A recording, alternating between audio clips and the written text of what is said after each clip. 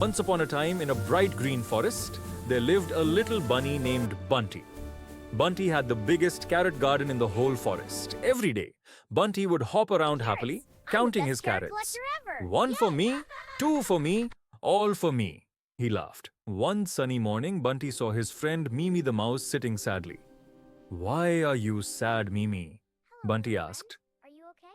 "I'm hungry," said Mimi softly. "I couldn't find any food today." Bunty looked at his basket full of carrots. He thought for a moment.